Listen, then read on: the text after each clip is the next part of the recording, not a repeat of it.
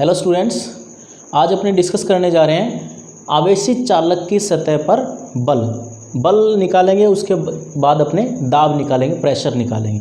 It means force and pressure निकालना है कब, जब कोई चालक सतह है अपने पास और उस पर अपने बाहर से आवेश दे रहे हैं। सपोज ये एक चालक गोला लिया है अपनों ने, बाहर से आवेश दे रहे हैं, तो इस पर जो नेट फोर्स लगेगा, जो बल लगेगा वो फाइंड करना है, साथ ही साथ प्रेशर लगेगा वो फाइंड करना है। इससे पीछे वाली वीडियो में, जो जस्ट पिछली वीडियो थी, उसमें मैंने आपको बताया था कि गाउस के नियम के अकॉर्डिंग अपने फाइंड आउट करते हैं कि डिफरेंट जो शेप्स ली थी अपनों ने, उसके अनुप्रयोग किए थे, उसके आधार पर अपनों ने विद्युत क्षेत्र निकाला था। और अपनों ने बताया था कि किसी भी चालक की सतह पर विद्युत क्षेत्र का मान सिग्मा अपॉन एप्सिलॉन नॉट होता है। ये अपने ऑलरेडी कर चुके हैं कि किसी भी चालक की सतह पर जो इलेक्ट्रिक फील्ड होता है वो सिग्मा अपॉन एप्सिलॉन नॉट होता है। और जहाँ पर सिग्मा को कहते हैं अपने सरफेस चार्ज डेंसिटी, यानी कि पृष्ठ आवेश घनत्व, जिसकी वैल्यू होती है total charge upon total area, Q upon A, या एरिया या S से भी लिख सकते हैं, जो सरफेस एरिया है उसको इसको कहते हैं अपने पृष्ठ आवेश घनत्व। अब अपना जो एक्चुअल में टॉपिक है वो क्या है, आवेशित चालक है। यानी आप कोई भी चालक लो, उसको बाहर से आवेश दो। जैसे अपनों ने ये गोला माना है, आवेश दिया है, तो इस पर बल कितना लगेगा। चूँकि अपने जानते हैं कि ये प्लस Q आवेश है, ये एक दूसरे को प्रतिकर्षित करेंगे और चालक को दिया हुआ आवेश सारा का सारा सतह पे आ जाता है। ये मैं पिछली वीडियो में बड़े अच्छे तरीके से आप एक्सप्लेन कर चुका हूँ। तो अगर आपने पिछली वीडियो नहीं देखी है तो वो ज़रूर देखें, ताकि ये आपको अच्छे से समझ आए। अब देखिए, एक चालक लिया अपनों ने और इस पर प्लस Q चार्ज दिया है। टोटल अपनों ने सपोज इस पर प्लस Q चार्ज दिया है, वो सारा का सारा चार्ज इसके सरफेस पे आ गया है। अपने को फाइंड करना है कि नेट फोर्स कितना होगा। तो अपने अज्यूम करते हैं कि इसकी सरफेस चार्ज डेंसिटी है वो सिग्मा है, और इसको छोटे छोटे अल्पांशों से मिलकर बना हुआ मानते हैं। अपने किसी एक अल्पांश की बात करते हैं। सपोज ये एक अल्पांश लेते हैं, इसका पार्ट ए बी एक छोटा सा अल्पांश लेते हैं अपने। सपोज इस अल्पांश का नाम मैं दे देता हूँ DS। ये अल्पांश लिया अपनों ने। अब इस अल्पांश पर इस पूरे भाग के कारण इस भाग का नाम दे देते हैं अपने ACB। इसका मतलब दो पार्ट हो गए। यहाँ देखो आप, एक तो AB वाला पार्ट और एक ACB वाला पार्ट। तो इसके कारण इस पे फोर्स लगेगा, निश्चित रूप से फोर्स लगेगा। तो अपने को फाइंड उस फोर्स को करना है इस अल्पांश पे, और फिर टोटल पे फाइंड करेंगे, और उसके बाद दाब। अब स्टूडेंट्स, अपने को पता है कि जब किसी मंजिल पे जाना हो तो अपने को रास्ता पता होना चाहिए। अपने को फाइंड करना है प्रेशर, यानी कि दाब का सामान्य फॉर्मूला अपने पढ़ते हैं P = F/A। जनरल फॉर्मूला ये होता है P = F/A। इसका मतलब F पता होना चाहिए, A पता होना चाहिए। और इलेक्ट्रोस्टैटिक में अपनों ने पढ़ा है किसी आवेश पर लगने वाला बल F कितना होगा, Q × E अपॉन में क्षेत्रफल। It means pressure find out करने के लिए अपने को इन क्वांटिटी की आवश्यकता होगी। Q पता होना चाहिए, E पता होना चाहिए और क्षेत्रफल A पता होना चाहिए, तब अपने फाइंड कर सकते हैं। अगर अपने अल्पांश की बात करें अपने, तो उस पर प्रेशर कितना होगा, Q की जगह अपने ले लेते हैं DQ, क्योंकि अल्पांश पे कुछ आवेश आएगा DQ, उस पर विद्युत क्षेत्र जितना भी होगा अपॉन में उसका एरिया DS। तो यहाँ से अपने प्रेशर फाइंड आउट कर सकते हैं। तो अपना जो रास्ता होगा वो ये होगा, बेसिकली Q पता होना चाहिए, आवेश अगर अल्पांश है तो DQ, विद्युत क्षेत्र पता होना चाहिए, क्षेत्रफल पता होना चाहिए। उसके अकॉर्डिंग F तो फाइंड कर ही सकते हैं, साथ ही साथ P भी फाइंड आउट कर सकते हैं। तो अपना ये प्रोसेस रहेगा, Q E A फाइंड करेंगे और उसके बाद P फाइंड करेंगे। तो यहाँ देखिए, अपने ये मानते हैं पहला अल्पांश है AB और सेकंड बचा हुआ अल्पांश पार्ट होगा वो AC और B, जो अपनों ने डायग्राम में इस तरह से दिखाया है। इसको आवेश देंगे, वो सारा का सारा कहाँ है, सतह पे आ चुका है। अब अपने देखते हैं, एक पॉइंट लेते हैं इस सतह के बिल्कुल पास में। यहाँ पर एक पॉइंट ले लेते हैं, ये बिल्कुल पास में लेते हैं अपने, ठीक है ना। और इसके लिए सतह के पास इस पॉइंट को नाम दे देते हैं अपने P, और एक सतह के अंदर की तरफ एक पॉइंट लेते हैं Q। या ध्यान रखना, आवेश नहीं है, पॉइंट ले रहे हैं अपने, एक P पॉइंट है और एक Q पॉइंट है। अपने इलेक्ट्रिक फील्ड फाइंड करना है। जैसे मैंने बताया कि इस पार्ट के बिल्कुल पास में ये पॉइंट लेना है P, ठीक है। तो ये P पॉइंट के लिए ये जो सतह AB पार्ट बनेगा वो एक तरह से अनंत लंबाई की होगी। जैसे अपने कहें कि पृथ्वी एक्चुअल में तो अपने जानते हैं ऑलमोस्ट गोलाकार है, लेकिन अपने को दिखाई नहीं दे पाती गोलाकार है। जैसे अपने बाहर कहीं कितने बड़े ग्राउंड में क्यों न चले जाएं, वहाँ से अपने को पृथ्वी फ्लैट नज़र आती है। उसका कारण क्या हुआ कि पृथ्वी के सापेक्ष अपने एक कण मात्र, बिंदु मात्र है, मतलब लेस मात्रा है, बहुत छोटा आकार है अपना। उसी प्रकार ये है, इस पार्ट के कारण इस बिंदु का आकार बहुत छोटा है, तो इसके लिए अनंत लंबाई की होगी। क्लियर है। तो यहाँ पर अनंत लंबाई की प्लेट के कारण अपने पढ़ चुके हैं सिग्मा अपॉन एप्सिलॉन नॉट, उसका इलेक्ट्रिक फील्ड होता है। दूसरे शब्दों में यहाँ अपनों ने बताया चालक की सतह पर विद्युत क्षेत्र सिग्मा अपॉन एप्सिलॉन नॉट होता है, जिसका अपने आगे इक्वेशन 1 जो दी है इसका यूज़ करना है। ए बी पार्ट के लिए दो बिंदु, एक पी पॉइंट और एक क्यू पॉइंट, इसके लिए देखते हैं अपने। अब देखिए ए बी पार्ट है, इस पर इस बाकी वाले भाग के कारण बल लगेगा। क्यों लगेगा कि ये ए बी पार्ट है, पॉजिटिव चार्ज है, इस पे भी सब पे पॉजिटिव चार्ज है, और ये बाकी बचा हुआ पॉजिटिव चार्ज इस पर एक बल लगाएगा, प्रतिकर्षित होगा तो बल लगाएगा। निश्चित रूप से ये जैसे ये पार्ट है इतना सपोज, तो ये इसके कारण बल लगेगा, वो एक दूसरे को कैंसिल कर देगा, क्योंकि ये इस पे बल इस दिशा में, ये इस पे, ये तो कैंसिल कर देगा, लेकिन ओवरऑल इधर वाला पार्ट है उसके कारण इस पार्ट पे बल निश्चित रूप से लगेगा। ठीक है, तो यहाँ अपने फाइंड करते हैं। सबसे पहला काम है अपने P बिंदु पर विद्युत क्षेत्र देखते हैं, और उसके बाद Q बिंदु पर विद्युत क्षेत्र देखेंगे। पहले देखते हैं P बिंदु पर इस AB पार्ट के कारण विद्युत क्षेत्र, उसकी दिशा कौन सी होगी, चूंकि ये प्लस है, प्लस के कारण बाहर की तरफ, यानी कि ये वाली दिशा होगी। किसको कह रहे हैं अपने, EAB, उसकी दिशा ये होगी। बाकी बचा हुआ जो पार्ट है ACB, इसके कारण भी P बिंदु की तरफ, P बिंदु पर दिशा कौन सी होगी, ये भी पॉजिटिव है तो सेम डायरेक्शन होगी, यानी ये वाली। किसकी दिशा कह रहे हैं अपने, ACB, उसकी दिशा भी यही होगी। और इन दोनों का योग कितना होगा, अपनों ने अभी बताया कि चालक की सतह पर विद्युत क्षेत्र, सतह के बिल्कुल पास है बिंदु, तो ऑलमोस्ट सतह पर कहेंगे कि तो उसके पास विद्युत क्षेत्र कितना होता है, sigma upon epsilon not. It means in दोनों का योग कितना होगा, sigma upon epsilon naught. Clear है। तो फर्स्ट इक्वेशन अपनी बनती है यहाँ पर EAB क्या है, AB के कारण, AB पार्ट के कारण अल्पांश कह लो, AB अल्पांश के कारण बिंदु P पर विद्युत क्षेत्र वो EAB है, और ACB पार्ट के कारण बिंदु P पर विद्युत क्षेत्र है वो EACB, जो नाम है उसके अकॉर्डिंग अपनों ने दिया है वो। और इन दोनों का योग किसके बराबर हुआ है, सिग्मा अपॉन एप्सिलॉन नॉट, क्योंकि टोटल विद्युत क्षेत्र इतना होता है अपने जानते हैं। तो अपने पास ये इक्वेशन आती है EAB plus EACB equal to sigma upon epsilon nought.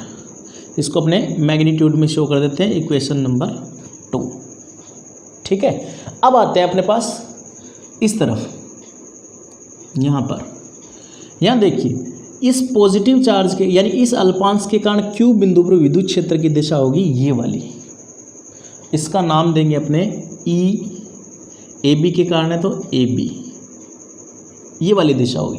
ठीक है, अब जो बचा हुआ पार्ट है ये वाला, इसके कारण Q बिंदु पर विद्युत क्षेत्र की दिशा होगी ये वाली, इसको नाम देंगे EACB, जो पार्ट है उसका नाम ACB। यहाँ विद्युत क्षेत्र की दिशा विपरीत होगी। दोबारा देखिए, इसके कारण विद्युत क्षेत्र की दिशा इस बिंदु पर होगी लेफ्ट की तरफ, इसके कारण इस बिंदु पर विद्युत क्षेत्र होगी राइट की तरफ।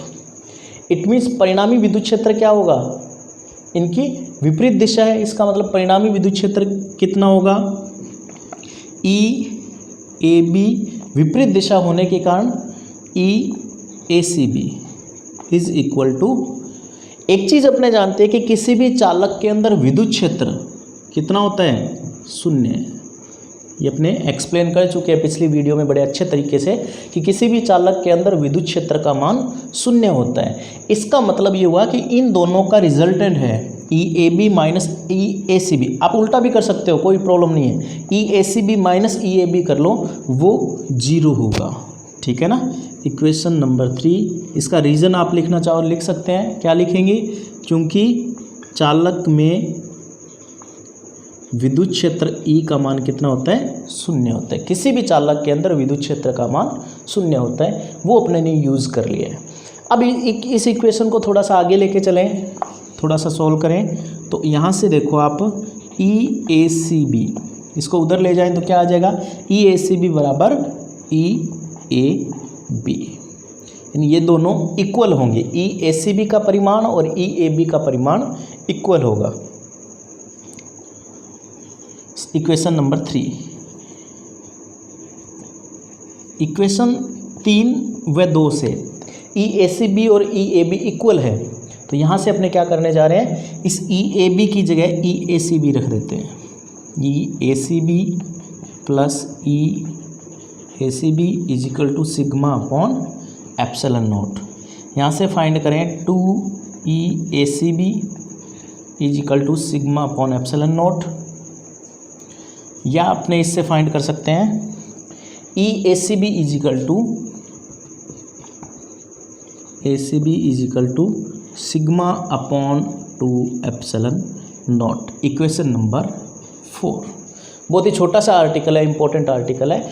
ई A C B equal to sigma upon 2 epsilon naught, ये वैल्यू आ गई अपने पास ए सी बी पार्ट के कारण इलेक्ट्रिक फील्ड, इस पी पॉइंट पे कह सकते हो, वो होगा अपने पास sigma upon 2 epsilon naught. Clear. जैसे मैंने शुरू में बताया था, ये आ गया विद्युत क्षेत्र।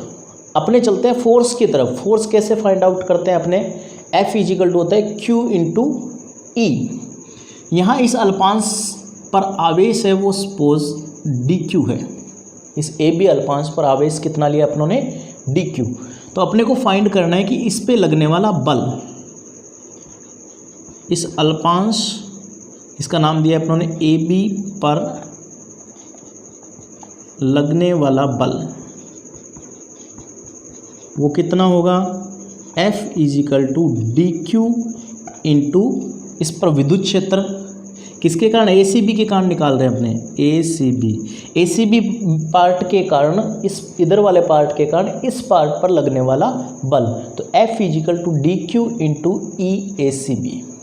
ठीक है। अब आते हैं डी क्यू की तरफ।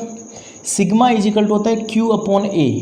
इस सिग्मा को ऐसे भी लिखा जा सकता है, अगर अपने डी क्यू आवेश की बात करें तो डी क्यू बटा डी ए। डी ए का मतलब है उस अल्पांश का क्षेत्रफल। अपनों ने यहाँ इस अल्पांश को डी एस माना है, तो आप लिख सकते हो डी एस। तो यहाँ से डी क्यू कितना आ जाएगा, सिग्मा इंटू डी एस। ठीक है ना, यहाँ से डी क्यू की वैल्यू आ गई सिग्मा इंटू डी एस।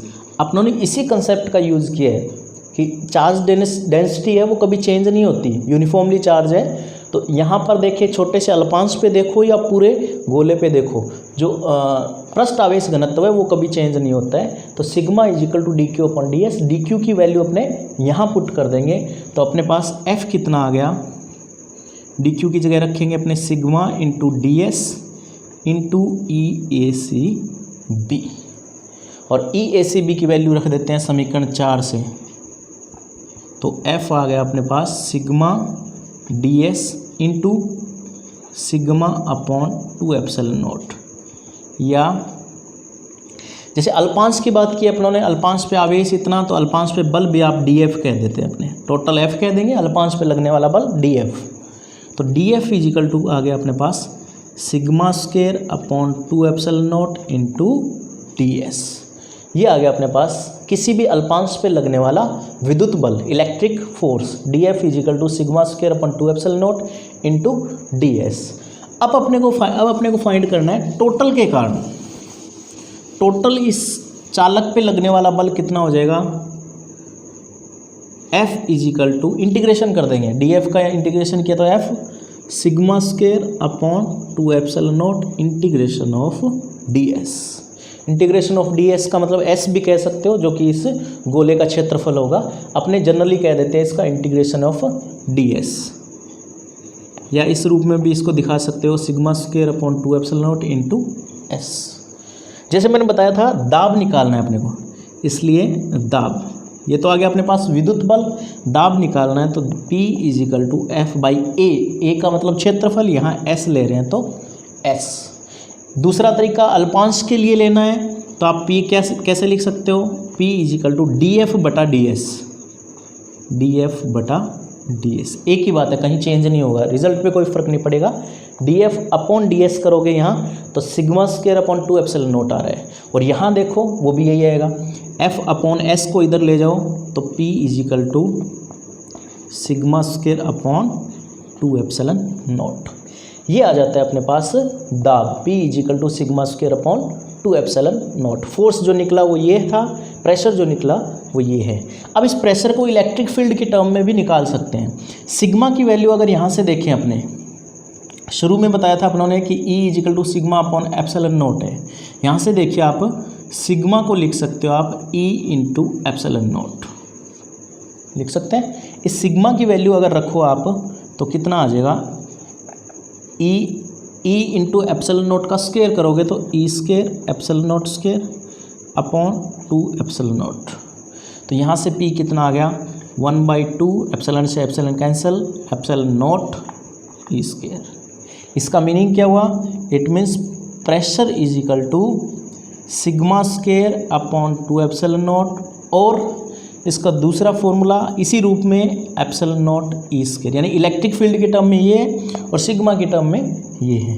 तो ये आता है अपने पास किसी भी चालक की सतह पर लगने वाला या पूरे चालक पर लगने वाला विद्युत बल। विद्युत बल ये है और विद्युत दाब ये है। विद्युत दाब होगा वो कितना होगा, sigma square upon 2 epsilon naught और 1/2 एप्सिलॉन नॉट ई स्क्वायर। ये आता है अपने पास किसी भी आवेशित चालक की सतह पर लगने वाला बल।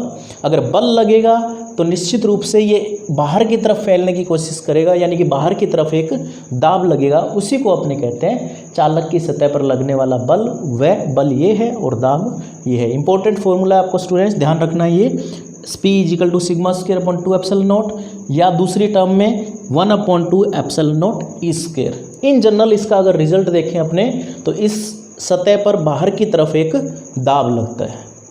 अब इससे रिलेटेड एक इंपॉर्टेंट क्वेश्चन आता है अपने पास कि अगर एक सपोज चालक गोला है, ठीक है, या आवेशित बुलबुला है, सपोज साबुन का बुलबुला है, उस पर पॉजिटिव चार्ज दे रहे हो आप, तो इसके आकार पर इफेक्ट क्या पड़ेगा। एक बुलबुला है, उस पर बाहर से आप पॉजिटिव चार्ज दे रहे हो, तो इसके आकार पर क्या इफेक्ट पड़ेगा, आकार बढ़ेगा या घटेगा, क्या होना चाहिए। तो अगर आप इसको पॉजिटिव चार्ज देते हो तो प्लस प्लस एक दूसरे को प्रतिकर्षित करते हैं। प्रतिकर्षित करने के कारण इसका आकार, या दूसरे शब्दों में ये कह लो कि विद्युत बल के कारण या विद्युत दाब के कारण इसका आकार लगातार बढ़ता जाएगा, ठीक है, और अंततः उसका वो फूट जाएगा। तो यानी इसका आकार में वृद्धि होगी। अब इसी तरह दूसरा कह सकते हैं अपने कि अगर एक साबुन का बुलबुला है, उस पर नेगेटिव चार्ज दे रहे हो आप, अगर आप नेगेटिव चार्ज दे रहे हो तो क्या होगा, तो भी इसके आकार में वृद्धि होगी या कमी होगी। देखिए इसमें बताया था अपनों ने आकार में वृद्धि होगी, और इस केस में भी आकार में वृद्धि होगी, क्योंकि नेगेटिव चार्ज है तो वो भी रिपल्शन होगा एक दूसरे में, और उसमें भी आकार फैलता जाएगा। तो इसका मतलब अगर आप किसी बुलबुले को पॉजिटिव चार्ज दो या नेगेटिव चार्ज दो, दोनों ही केसेस में इसका आकार निश्चित रूप से बढ़ेगा। स्टूडेंट्स ठीक है, अब अपने करने जा रहे हैं विद्युत क्षेत्र के एकांक आयतन में ऊर्जा, energy per unit volume in an electric field. इसका क्या मतलब है, इसका मीनिंग ये है कि जस्ट अभी इससे पहले वाले टॉपिक में अपने देखा था कि किसी भी चालक को आवेश दो तो बाहर की तरफ एक बल लगता है, और बल लगता है तो निश्चित रूप से दाब लगता है, और उस दाब की वैल्यू अभी अपनों ने देखी थी कि गोले की सतह पर बाहर की ओर दाब प्रेशर कितना लगता है, जिसको विद्युत दाब कहते हैं अपने, P is equal to sigma square upon 2 epsilon naught. तो इस टॉपिक में अपने को ये लेके चलना है, इस प्रेशर का यूज़ करते हुए आगे अपने फाइंड करेंगे कि per unit volume total energy कितनी होगी। अब क्या होगा, जब अपने किसी भी गोले को आवेश देते हैं और आवेश दे रहे हैं तो बाहर की तरफ दाब लगेगा। दाब लगने के कारण इसमें अपने को इसमें बाहर से इसको कंप्रेस करना है, ठीक है। इसको दूसरे शब्दों में ऐसे लो कि गोले पर जब अपने आवेश दे रहे हैं तो बाहर की तरफ एक दाब लगेगा। वो कहाँ लगेगा, अंदर से बाहर की ओर लंबवत, जिसको अभिलंबवत कहते हैं, अंदर से बाहर की ओर अभिलंबवत एक दाब लगता है। इस दाब के विरुद्ध अपने को इसको कंप्रेस करना है। कंप्रेस क्यों करना है, इसको दूसरे तरीके से देखो आप कि अपने ये चाह रहे हैं कि विद्युत क्षेत्र की वैल्यू बढ़े, इसमें विद्युत क्षेत्र की वैल्यू बढ़े, इसका मतलब विद्युत आवेश का मान बढ़े, ठीक है। उसके लिए क्या करना होगा, अपने को इसको कंप्रेस करना होगा, तभी ये पॉसिबल है। क्योंकि चालक की सतह पर आप कहो KQ upon R square, R इसकी त्रिज्या है, तो R अगर कम होगा तो E का मान बढ़ जाएगा, आप कह सकते हो। तो इसको कंप्रेस करना होगा, तब विद्युत क्षेत्र का जो आयतन है उसकी वैल्यू बढ़ेगी, ठीक है। तो अपने को विद्युत क्षेत्र का आयतन कैसे बढ़ेगा, जब इसको अपने बाहर से गोले को कंप्रेस करें, बाहर से दाब लगाएं अपने, एक अंदर से दाब लग रहा है वो तो ऑटोमेटिकली आवेश के कारण, जिसको विद्युत दाब कहते हैं। अब जो बाहर से दाब लगाएंगे अपने, इसके लिए एक डायग्राम बनाया है मैंने। इसमें ये एक गोला है जिसकी त्रिज्या स्मॉल r है। अपने अज्यूम करते हैं कि बाहर से अपनों ने इस पर बल लगाया है, जिसके कारण ये dr विस्थापित हो जाता है, यानी dr अंदर की तरफ ये संकुचित हो जाता है, कंप्रेस हो जाता है dr, ये dr दिखा है। तो इसकी बाद में त्रिज्या कितनी हो जाएगी, r माइनस dr। पहले इसकी त्रिज्या थी r और बाद में हो जाती है r माइनस dr। अब यहाँ ध्यान दो, जो विद्युत बल लग रहा था या विद्युत दाब लग रहा था वो अंदर से बाहर की तरफ लग रहा है। अपने को क्या करना है, इसको बाहर से अंदर की तरफ यानी कंप्रेस करना है। इसको कंप्रेस करना है तो अपने को कार्य करना पड़ेगा, बाहर से बल लगाएंगे, बल लगा रहे हैं और विस्थापन हो रहा है। तो अपने जानते हैं बल और विस्थापन का गुणनफल ये कार्य होगा, और यही कार्य इसमें ऊर्जा के रूप में संचित हो जाता है, और उसमें फिर ऊर्जा टोटल ऊर्जा होगी, और पर यूनिट वॉल्यूम यानी इसके आयतन का अगर भाग दे दें अपने, तो वो क्या बन जाएगा, इसका पर यूनिट वॉल्यूम एनर्जी, यानी एनर्जी पर यूनिट वॉल्यूम या एकांक आयतन में ऊर्जा। तो कुल मिला के अपने को निकालना क्या है, अपने को निकालना है यहाँ पर ऊर्जा, या दूसरे रूप में कह लो कि हमें अपने यहाँ पर कार्य निकालना है W। और कार्य क्या होता है, बल इंटू विस्थापन होता है। यहाँ पर F इंटू विस्थापन dr है तो dr कह लो, W is equal to f dr।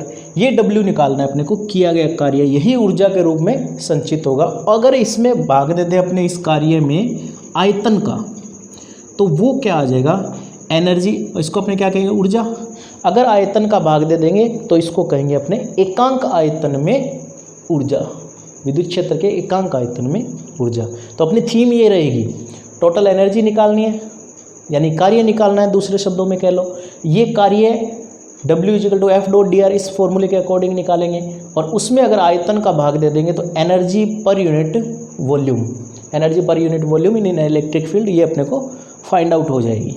तो यहाँ देखिए अपने सबसे पहले जो अभी आर्टिकल किया उसको लेके चले हैं कि बाहर की तरफ जो प्रेशर लगेगा वो ये है, P is equal to sigma square upon 2 epsilon nought. गोले की सतह पर बाहर की ओर लगने वाला बल, बल का सामान्य फॉर्मूला क्या होता है, दाब का फॉर्मूला होता है P equal to F upon A. यहाँ से F आ जाता है, बल का फॉर्मूला आ गया P इंटू ए, या F इजिकल टू P की वैल्यू कितनी होगी, sigma square upon 2 epsilon not into A का मतलब है इस पूरे गोले का क्षेत्रफल 4 पाई स्मॉल r स्क्वायर। ये आ गया अपने पास बल F। अब क्या कहेंगे इसको, dr विस्थापन में या dr विस्थापन या विस्थापित करने में, ऐसे भी कह सकते हो, में वर्क डन किया गया कार्य कितना होगा, W is equal to F into dr विस्थापन कह रहे हैं अपने, तो वो W इजिकल टू एफ की वैल्यू यहाँ से रखें अपने, sigma square upon 2 epsilon not into 4 pi r square into dr। इनको मैं एक साथ लिखता हूँ इस टर्म को, तो ये W आ जाएगा, और यही क्या होगा इसमें, टोटल एनर्जी, यही किया गया कार्य ऊर्जा के रूप में संचित होगा, तो ये टोटल एनर्जी होगी इसमें। U इजिकल टू आ गया अपने पास ये। अब यहाँ देखिए ये जो टर्म है मैंने ब्रैकेट में लिखी है, ये क्या होगी, 4 पाई r स्क्वायर, ये क्या होगा, इसका क्षेत्रफल, संपूर्ण पृष्ठीय क्षेत्रफल, और dr एक तरह से विस्थापन। इसको दूसरे तरीके से अगर कहें तो ये क्षेत्रफल है, क्षेत्रफल की इकाई क्या होती है, m केस में मीटर स्क्वायर, विस्थापन इसकी इकाई क्या होगी, मीटर, यानी ये क्या बन गया, मीटर क्यूब, और मीटर क्यूब किसकी इकाई होती है, आयतन की। तो ये जो टर्म बनेगी कौन सी, ये वाली, ये बन जाएगा आयतन, ठीक है ना, आयतन। तो इसको अगर मल्टीप्लाई कर दें अपने,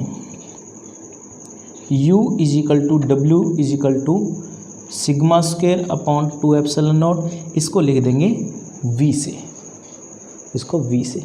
ये टोटल एनर्जी आ गई अपने पास। अब एकांक आयतन की ऊर्जा निकालनी है अपने को, जैसे अपना आर्टिकल है energy per unit volume, energy per unit volume निकालनी है, तो वो आ जाएगी एकांक आयतन में ऊर्जा V का मतलब V से डिवाइड कर देंगे।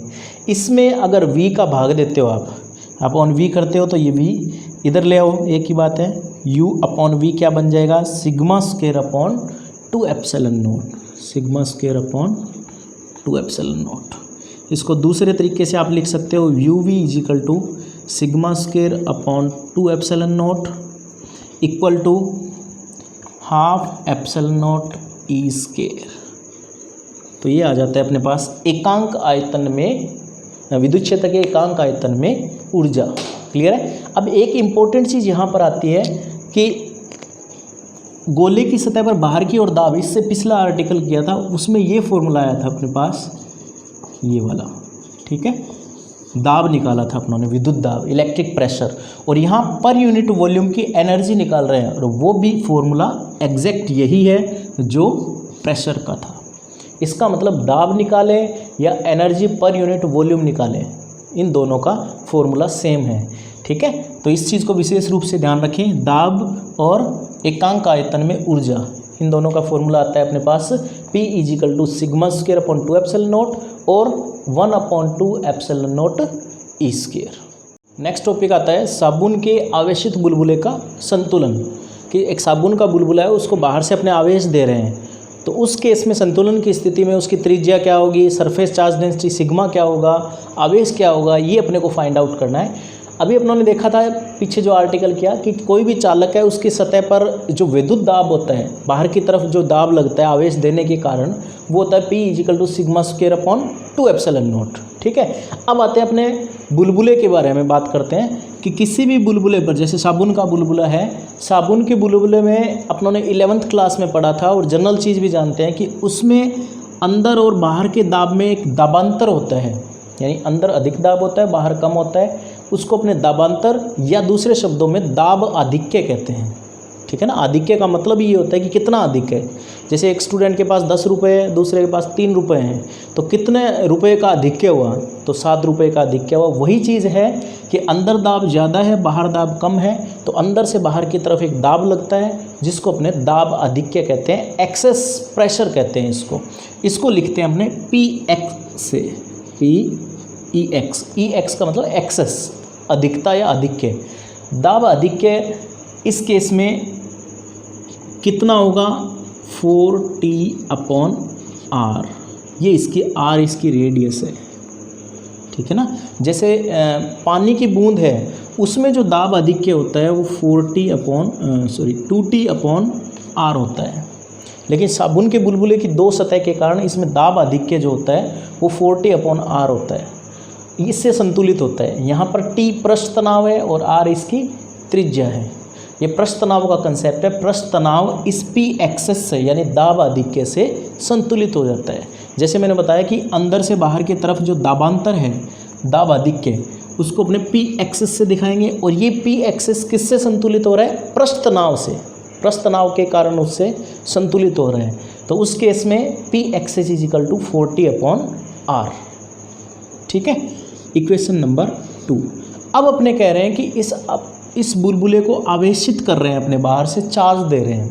चार्ज देने के कारण क्या होगा, इसमें अंदर से बाहर की तरफ एक दाब और लगता है, अंदर से बाहर की तरफ एक दाब लगता है, जिसको अपने क्या कहा था, इलेक्ट्रिक प्रेशर, विद्युत दाब, इतना दाब और लगता है।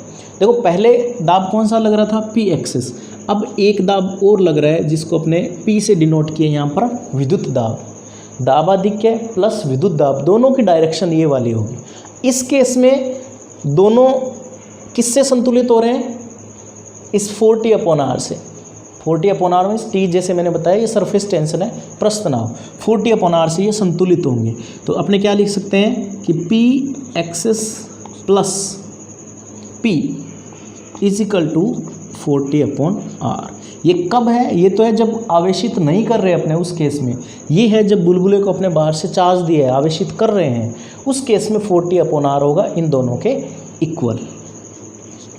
यहाँ से अगर अपने P एक्सेस फाइंड आउट करें, 4T/R minus P excess can be written as 4T/R minus P की वैल्यू रखें यहाँ पर sigma square upon 2 epsilon nought, ठीक है। तो ये आता है अपने पास P excess plus P = 4T/R। इससे अपने P एक्सेस फाइंड आउट कर लिया। जैसे जैसे आप चार्ज देते जाओगे एक कंडीशन आएगी कि P एक्सेस की वैल्यू 0 हो जाएगी। उस केस में क्या होगा, P excess is equal to 0 put कर दें यहाँ पर, तो ये 0 पुट करें तो ये दोनों आपस में बराबर होंगे। तो अपने कह सकते हैं कि sigma square upon 2 epsilon nought is equal to 40 upon R, या 40 upon R is equal to sigma square upon 2 epsilon 0। ये संतुलन के केस में है। धीरे धीरे पी एक्सेस कम होते होते अल्टीमेटली पी एक्सेस 0 होगा। और संतुलन के केस में कह सकते हो यहाँ पर ये वाली केस है, संतुलन की स्थिति में, संतुलन की स्थिति में क्या होगा, ये 0 होने के कारण 40 upon R is equal to sigma square upon 2 epsilon not. यहाँ से आर फाइंड आउट करते हैं अपने, R is equal to cross multiply करें तो ये आ जाएगा 8t epsilon 0 upon sigma square. तो ये आ जाती है इसकी रेडियस कि 8t epsilon not upon sigma square, R आ गया अपने पास रेडियस। अब अपने इससे सिग्मा फाइंड आउट करें, sigma square is equal to 8t epsilon not upon R. Sigma find out करें यहाँ से तो वो आ जाएगा 8t epsilon not upon R square root. तो ये सिग्मा की टर्म में यहाँ पर ये वैल्यू आती है 8t epsilon not upon R. Third आता है अपने पास चार्ज फाइंड करना।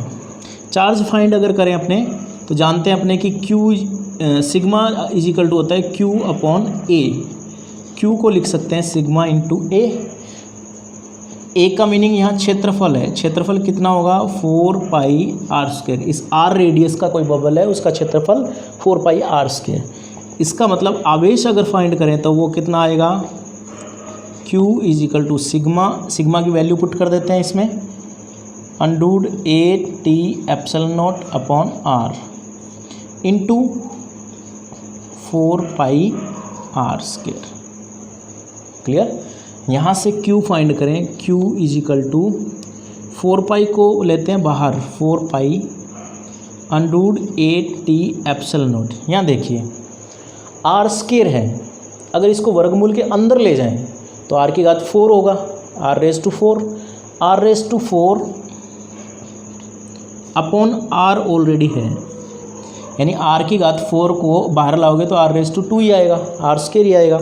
अब आर से आर कैंसिल होगा, यहाँ पर आ जाएगा 3। तो Q की वैल्यू आ गई अपने पास 4 pi under root 8t epsilon naught R cube, ये सारा का सारा अंडरूट में। तो ये आता है अपने पास Q की वैल्यू, इसको मैं यहाँ लिख देता हूँ।